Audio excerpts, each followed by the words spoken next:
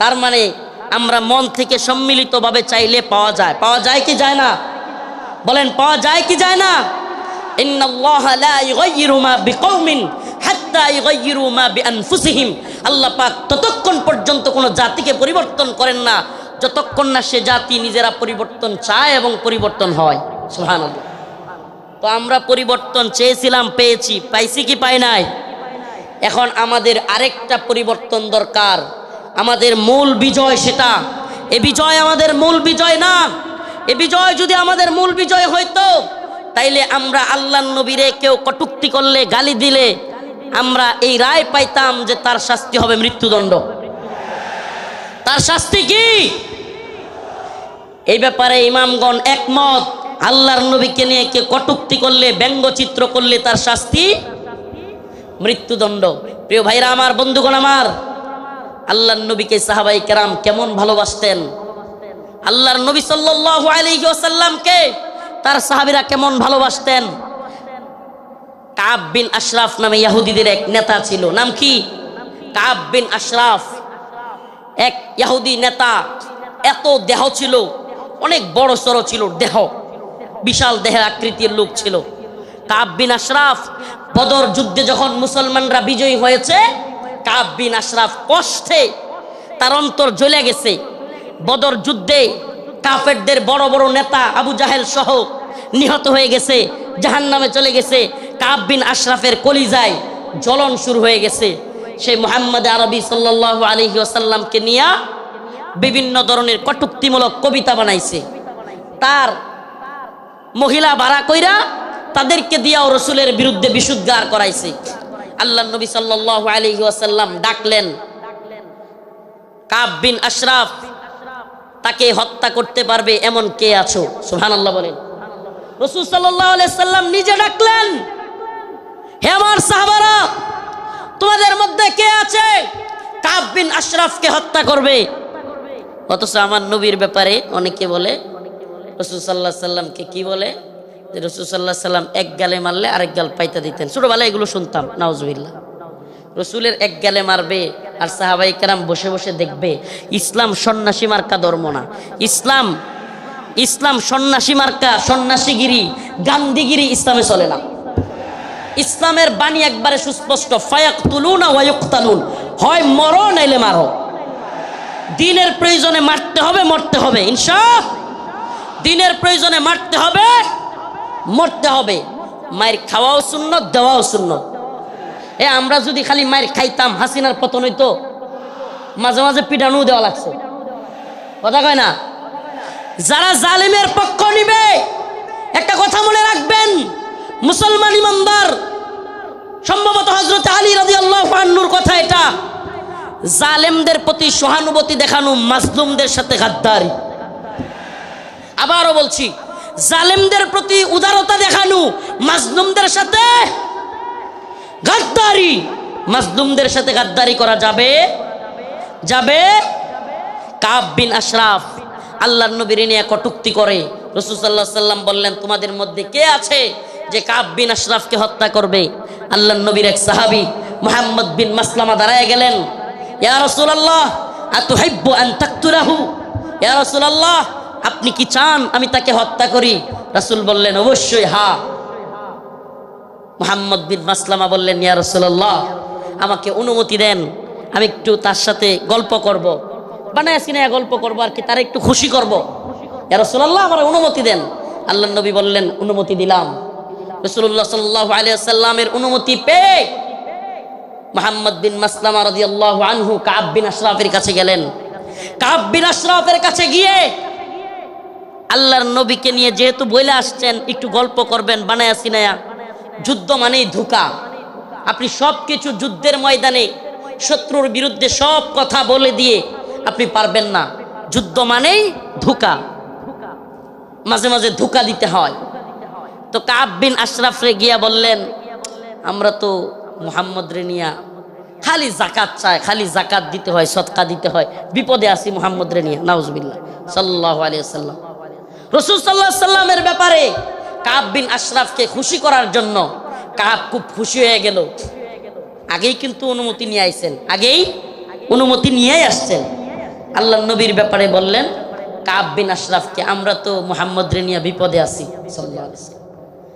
কি সাদাকা যাকাত দিতে দিতে আমরা শেষ হয়ে যাচ্ছি। কাব কয়, কে আগেই কইছিলাম না? খুব খুশি হয়েছে, আগেই তো কইছিলাম। এবার মুহাম্মদ বিন মাসলামা বললেন, তোমার কাছে কিছু কর্জা চাই। কি চাই? কর্জা চাই, আমাদেরকে কিছু খাদ্য দাও। কাব বিন আশরাফ বলল, দিতে পারি, কিন্তু কিছু বন্ধক রাখতে হবে। আল্লাহর নবীর সাহাবী মুহাম্মদ বিন মাসলামা রাদিয়াল্লাহু আনহু আল্লাহর নবীকে বলে এসেছেন, ও পয়গম্বর, ও আমার প্রিয় হাবিব, আমি অবশ্যই কাব বিন আশরাফকে কতল করব, তবে আমাকে অনুমতি দেন আমি যেন কাব বিন আশরাফের সাথে খুশ গল্প করতে পারি। আল্লাহর নবী বললেন, অনুমতি দেয়া হলো। কাব বিন আশরাফকে মুহাম্মদ বিন মাসলামা রাদিয়াল্লাহু আনহু বললেন, মুহাম্মদ তিনি তো আমাদের কাছ থেকে বেশি বেশি সাদাকা আর যাকাত নিচ্ছেন, এমত অবস্থায় আমরা তো ফতুর হয়ে যাচ্ছি, কি করা? কাব খুব খুশি হয়ে গেল। কাব বলল, আগে তোমাদেরকে বলেছিলাম মুহাম্মদের পিছনে থাকবা না। এবার কাব বিন আশরাফের কাছে মুহাম্মদ বিন মাসলামা কিছু চাইলেন। সে বলল, দিতে পারি, শর্ত হলো কিছু বন্ধক রাখতে হবে। দিতে পারি, তবে শর্ত হলো কিছু বন্ধক রাখতে হবে। মুহাম্মদ বিন মাসলামা রাদিয়াল্লাহু আনহু বললেন, ঠিক আছে, কি বন্ধক চাও? কাব বিন আশরাফ বলল, তোমার বউরে বন্ধক দাও। নাউজুবিল্লাহ। এটার বডি ছিল অনেক লম্বা উঁচা, বিরাট সাইজের মানুষ। মুহাম্মদ বিন মাসলামা রাদিয়াল্লাহু আনহু বললেন, না, তোমার কাছে আমার বউ দেওয়া যাবে না। এবার মুহাম্মদ বিন মাসলামা রাদিয়াল্লাহু আনহু বললেন, দিতে পারি, আমার ডাল তলোয়ার এই তরবারিগুলো তোমার কাছে দিতে পারি। এগুলো বন্ধক রাখলেন। বন্ধক রাখার পর কাব বিন আশরাফকে মুহাম্মদ বিন মাসলামা রাদিয়াল্লাহু আনহু বললেন, আমি আমার আরো 2 জন সহযোগীকে নিয়ে আসি। তুমি যেই খাদ্য দিবে, তুমি যেই খাবার দিবে, ওই খাবার জিনিসগুলো নেওয়ার জন্য লোক লাগবে। আসলে কি, কাব বিন আশরাফের যেই সাইজ, ওরে যদি ধরতে হয়, সাইজ করতে হয়, একা একা পারবেন না, এই জন্য আরো 2 জনকে আনতে গেছেন। সুবহানাল্লাহ। এবার উনি 2 জনকে নিয়ে আসলেন।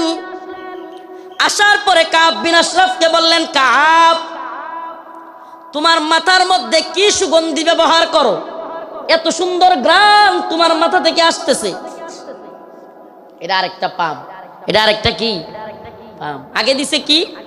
আরে মুহাম্মদের যাকাত দিতে দিতে আমরা শেষ। এতে করে সে খুশি হয়েছে। আগেই কইছিলাম না মুহাম্মদের পিছনে থাইকো না। নাউজুবিল্লাহ। তো এইবার কি পাম দিল? যে তোমার কল্লার মধ্যে, তোমার মাথার মধ্যে এমন কি সুগন্ধি দাও, এত সুগন্ধি আসতেছে, সুঘ্রাণ আসতেছে। কাব বিন আশরাফ খুশিতে গদগদ হয়ে গেছে, খুব খুশি হয়েছে, পাম দিচ্ছে। তো মুহাম্মদ বিন মাসলামা রাদিয়াল্লাহু আনহু বললেন, কাব, তোমার মাথার থেকে একটু সুঘ্রাণ নেওয়ার জন্য তোমার মাথাটা একটু আমাকে আগায় দিতে পারবা? মানে মাথা থেকে কি নিব? সুগন্ধি নিব। কাব বিন আশরাফ খুশি হয়ে গেল। খুশি হয়ে কাব বিন আশরাফ তার কল্লাটা আগায় দিল। ও যশোরবাসী, খুব মনোযোগ দিয়ে শুনবেন। আল্লাহর নবীর সাহাবা মুহাম্মদ বিন মাসলামা যখন কাব বিন আশরাফ কল্লাটা আগায় দিল, সাথে সাথে আল্লাহর নবীর সাহাবী মুহাম্মদ বিন মাসলামা কাব বিন আশরাফের কল্লা এইভাবে পেছায় ধরলেন। সুবহানাল্লাহ। কাব বিন আশরাফের কল্লা পেছায় ধইরা সঙ্গী সাথী থাকা অন্য সহপাঠীদেরকে বললেন, কাব বিন আশরাফের কল্লার মধ্যে কূপ দাও। সুবহানাল্লাহ। মুহাম্মদ বিন মাসলামা গলা চাইপা ধরলেন, আর কাব বিন আশরাফকে ওনার সাথীদেরকে বললেন, কূপ দাও। আল্লাহু আকবার বলে কাব বিন আশরাফের কল্লা ফেলে দিলেন। ও মুহাম্মদ আরবির উম্মতেরা, সেই জগৎ বিখ্যাত উক্তি শেখ খালিদ আর রশিদ ফাকাল্লাহু আসরার কণ্ঠে কণ্ঠ মিলিয়ে বলতে চাই, ইয়া উম্মতে মুহাম্মদ, ইয়া উম্মতে মুহাম্মদ, আমার নবীকে নিয়ে কটূক্তি করা হবে, আমার নবীকে নিয়ে ব্যঙ্গচিত্র বানানো হবে, আল্লাহর নবীর সাহাবায়ে কেরাম সহ্য করতে পারতেন না। ফরমায়া রাসূলুল্লাহ সাল্লাল্লাহু আলাইহি ওয়াসাল্লাম, ফরমায়া রাসূলুল্লাহ সাল্লাল্লাহু আলাইহি ওয়াসাল্লাম, মান সাব্বা নাবিয়ান ফাকতুলু, আল্লাহর নবীকে নিয়ে যে কটূক্তি করবে, রাসূল সাল্লাল্লাহু আলাইহি ওয়াসাল্লামকে যে গালি দিবে, তার শাস্তি একটাই। সমস্ত ইমাম একমত, আল্লাহর নবীকে নিয়ে কটূক্তিকারীর শাস্তি ওয়াজিবুল কতল, তাকে হত্যা করা হবে, তার কল্লা থেকে গলাকে আলাদা করে দিতে হবে।